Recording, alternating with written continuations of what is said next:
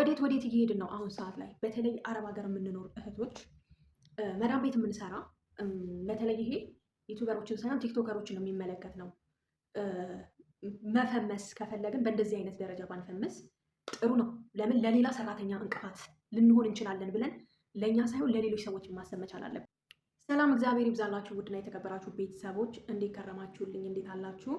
እግዚአብሔር ይመስገን እኔ በጣም ደህና ነኝ። ዛሬ አንድ ነገር ለማለት ነው የመጣሁትኝ። በተለይ አረብ ሀገር የምንኖር እህቶች፣ የሶሻል ሚዲያ ተጠቃሚ የሆንን እህቶች እንደው በእውነቱ ትልቅ ጥንቃቄ ብንወስድ ለሚመጡትም እህቶች እንቅፋት ባንሆን፣ ሶሻል ሚዲያውን በቀላሉ አግኝተነዋል ብለን እንደዚህ ባናደርግ እባካችሁ፣ የእውነቴን ነው የምላችሁ እና ቪዲዮን እዚህ ጋር አስገባላችኋለሁ። እንዴት ሆና ማጅላ ላይ እግሯን እንደምትሰቅል እንዴት ሆና እንዴት እንደምታደርግ ይሄ ከቲክቶክ ላይ የተላከልኝ ከሰውዬ ነው ማለት ነው። ሀበሽዬ ሄክ እንደዚህ ነው እንዴ እናንተ ስራ ላይ ምን ስራ ትሰራላችሁ የምትሉት ቲክቶክ ላይ ነው እያለ ማለት ነው። እና እባካችሁ ለሌሎች እህቶቻችን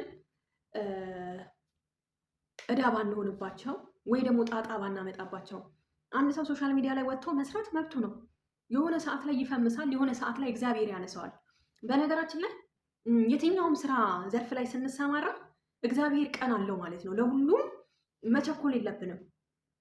በቃ በአንድ ፈምሰን በአንድ መውደቅ የለብንም ማለት ነው። ቀስ በቀስ ነው ሰው ልጅ ማደግ ያለበት እንጂ እንደዚህ አይነት ነገሮች ላይ በተለይ መዳም ከዚህ በፊትም በባለፈው ነግሬያቸዋለሁ። ማጅላ ላይ እየወጣችሁ የምትጨፍሩ ቫኪዩም፣ እዚህ ጋር ቫኪዩም አስገባላችኋለሁ። ውቨሩ ላይ ሆና እንዴት እንደምትጨፍር አያችሁ አይደለም እንዴ?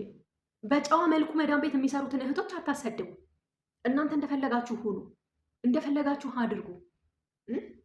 ለምንድን ነው እንደዚህ የምታደርጉት? ስንሰራ ጥንቃቄ ሊኖረን ይገባል። እኛ ያለነው ሰው ሀገርና የሰው ቤት ነው። የራሳችሁ ቤት እዛው አመዳችሁ ውስጥ ሄዳችሁ ዝለሉ። በቃ ለምንድን ነው ለሌሎች እህቶቻችን የእንጀራ ገመዳቸውን የምንዘጋው? ለምን ጥንቃቄ እንደ ቤታችን ጥንቃቄ እነሷን አይወዱም። እኛን ታውቃላችሁ፣ አረቦች እንደሚጸየፉን ታውቃላችሁ። እንኳን በእግራችን ማጅላ ላይ ሆነን ይቅርና እንደዚሁ ለራሱ የሆነ እኛም እነሱን ስናይ ደስ አይለንም፣ እነሱም እኛን ሲያዩ ደስ አይሉንም ማለት ነው። ደስ አንላቸውም። ስለዚህ ጥንቃቄ እናድርግ። በእኛ የማንወደውን ነገር ሰው ቤት ላይም እንደዛ አይነት ነገር እና ሶሻል ሚዲያን ስንጠቀም በጥንቃቄ ቢሆን ጥሩ ነው። በጎንም ደግሞ አጠገባቸው ያላችሁ እህቶችም ካላችሁ ተቆጧቸው። ተይ እንደዚህ አይደረግም ብላችሁ ምክር ስጡ ማለት ነው። ምንድነው ሰው ማጅላ ላይ ወጥቶ መዝለል እንዴ? አንዴ እሺ፣ ሁለቴ እሺ። እንዴ ቲክቶክ አንድ ቀን መዳሟ የገባች ለታ ሳታውቀው ነው የምታሳፍራት ወደ ሀገሯ። አረቦች ቀልድ አያውቁም። በቃ እኛ ሁል ጊዜ እንደዛ አይነት ጥፋት ስናጠፋ የምንኖር ነው የሚመስላቸው እኮ። አንድ ስህተት ካገኘብሽ አረብ አለቀልሽ። ሴት ልጅ ርትብ ብላ ስራዋን ሰርታ ከጨረሰች በኋላ ቲክቶክ ላይ ብትሰሩ ምንም ማለት አይደለም። ሰው ማጅላ ላይ እግራችሁን ሰቅላችሁ ግን አታድርጉ እንደዛ ማለት ነው እንዴ። የፈለገ ካልሲ ብትለብሱም የፈለገ ነገር ቢሆንም ጥንቃቄ በተሞላው። አንድ ቀን እፈምሳለሁ ብላችሁ ተጣጣሩ። እስኪ በአቋራጭ ለመፈመስ አትሩጡ። በቃ ትክክለኛውን መንገድ ይዛችሁ ሙዚቃም የምትጠቀሙ በሙዚቃችሁ፣ መዝሙርም የምትጠቀሙ የሆነ ሰዓት እኮ እግዚአብሔር ያነሳችኋል። የምን መበለቃቀጥ ነው እንደዚህ? እግዚአብሔርን በተለይ መዳም ቤት የምትሰሩ እህቶች በቃ ይመስለኛል ይሄ ቤቱ በቃ ጽድት ያለ ስለሆነ በቃ እንደው ዓለም ዘጠኛችሁን እኮ ነው የምትቀጩት። አቤት አቤት አቤት! የራሱ ቤት እንኳን የሆነ ሰው እንደዚህ አይሆንም። የእውነቴን ነው የምላችሁ። ይሄ ቤት እኮ ጥለነው የምንሄደው እኮ ነው። ሌላ ሰራተኛ ስገባ ደግሞ ለእሷ የምንጠንቀቅላት። እኔ አሁን ሰውዬ ላከልኝ ወይን ሀይዳ አያ የት ነው? ቤሩት ነው ወይን ሴት ሀገር? እኔ ምን አውቃለሁ? የትስ ሀገር ትሆን የትም ሀገር ትሆን እኔ የማውቀው ታሪክ የለም። ግን በጣም ነው የሚያስጠላው። እንደዚህ ጋር ያማል ማለት ነው። ኢትዮጵያዊ እኛ እግዚአብሔርን የሶሻል ሚዲያው ሁላችንም አጠቃቀሙን ልናቅበት አልቻለም። ስንት ነገር እኮ ተሰርቶ መፈመስ ይቻላል። ራሳችሁን እየጠበቃችሁ እንትን በሉ። ለምን መሰላችሁ? እኔ አሁን ቲክቶክ እንደምጠቀም ሰዎች ያውቃሉ። ወዲያው ሰውዬ እንዴት እንደሚከታተለኝ ማለት ነው። እና ገረመኝ። እንዴት ሊያውቅ ቻለ ምናምን። ፎሎወር ለራሱ አልመለስኩለትም።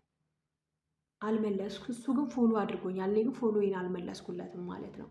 ጀመርን የምለቀው መዝሙር ነው። ቤታቸውን እንኳን ሀታ እንኳን እንደው ዩቲዩብ ላይ ሲሰራ እኔ ቤታቸውን ለራሱ አላሳይም። ለምን ድንገት ቤታቸው ከታየ አጉል ነው። የቀረስኩት ቪዲዮ ሁሉ ነው ፎርማት የሆነው። የገጠር ቤት ለራሱ ቀርጬ ነበረ። አሁን ሲሄድ ቀርጸዋለሁኝ እንደ አዲስ እንጂ። ስለዚህ ምንድነው ጥንቃቄ እናድርግ ማለት ነው። ጥንቃቄ። ስራችሁን ከጨረሳችሁ በኋላ ሩማችሁ ገብታችሁ ቪዲዮ መስራት፣ መጨፈር። ዝላይ ነው ትርፉ፣ ሌላ ምንም የለም። ያው ጭፈራ ነው እኮ፣ ሌላ ምን ታሪክ አለው? መጨፈር ከፈለጋችሁ፣ መበለቃቀጥ ከፈለጋችሁ ክፍላችሁ ስገቡ ይደርሳል ማለት ነው። ለሌሎች ልጆች ጠንቅ አትሆኑ። ማርያምን ለሌሎች እህቶቻችን ጠንቅ አትሆኑ፣ ጦስ አትሆኑ። አዳዲስ ከኢትዮጵያ የሚመጡ ልጆች አሉ፣ ለስራ የሚገቡ እህቶች አሉ። እነሱን እናስብላቸው ማለት ነው። እና እራሳችሁን ጠብቁ። እንደዚህ አይነት ነገር ባይደረግ ሀገርንም እንደ ሀገር ልናስከብር ይገባል። ኢትዮጵያውያኖች እንደዚህ ናቸው ባንባል እንደሆነ ስማችን ጠፍቷል። በእርግጥ እኛ እኮ ስማችን ከጠፋ ቆየ። ግን እንደው በቃ ሚዲያው ላይ ስንመጣ ስትር ማለትን መልመድ፣ በተለይ የሰው ኪችን ላይ ማለት ነው። አረቦች ደግሞ ታውቃላችሁ በኪችናቸው ድርድር አያውቁ። የኔ ሴትዮ አሁን ሳሎን መኝታ ክፍል አይጽዳ፣ ኪችኗ ግን ንጹህ እንዲሆን ነው የምትፈልገው። ንጹህ፣ ምንም አይነት ነገር ፊት ለፊት ላይ ማየት አትፈልግም። ምንም ማለት ነው። ይሄ ማጅላው ምናምን ላይ ምንም በቃ ጽድት ብሎ በቃ ፏ ብሎ ነው ማየት የምትፈልገው። እኔ አሁን ኪችኑ ላይ ወጥቼ በዘላ አስባችሁታል? ወይኔ ፈጣሪ ወይ! ለማንኛውም ሰላም እግዚአብሔር ከእናንተ ጋር ይሁን። ስትሰሩ ተጠንቀቁ ማለት ነው። ሚዲያ ላይ ለራሳችሁም ጥሩ አይደለም። ስትርበሉ እና ሰላም ሁኑልኝ። በርቱ ላለውኝ ቻው።